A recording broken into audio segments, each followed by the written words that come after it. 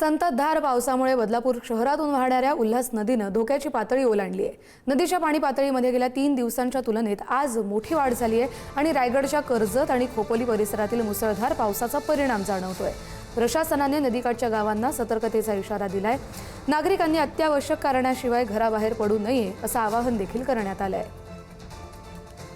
खात्याकडून आज ऑरेंज अलर्टचा इशारा देण्यात आला आहे। त्यामुळे बदलापूर शहरामध्ये सकाळपासून मुसळधार पाऊस पडत आहे।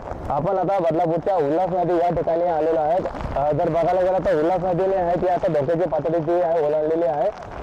आपला रायगड जिल्ह्याचे रायगड भागातील कर्जत आणि खोपोली या शहरामध्ये पावसाचा जोर कायम असल्यामुळे त्या ठिकाणी मुसळधार पाऊस पडत असल्यामुळे बदलापूरच्या उल्हास नदीला आता पूर आलेला आहे। त्यामुळे धोक्याची पातळी ती ओलांडलेली आहे। त्याच्यामुळे प्रशासनाकडून आता सध्या नदीकाठच्या गावांना आता सतर्कतेचा इशारा दिला आहे। त्यांना गरज असेल तरच घराच्या बाहेर पडावे असं बदलापूर शहरातील नागरिकांना देखील प्रशासनाकडून आता सध्या अलर्ट जारी करण्यात आला आहे। त्यामुळे जर पावसाचा जोर हा असाच जर कायम राहिला तर बदलापूर शहरातील काही भागामध्ये पाणी साचण्याची दाट शक्यता आता या ठिकाणी वर्तवली जात आहे।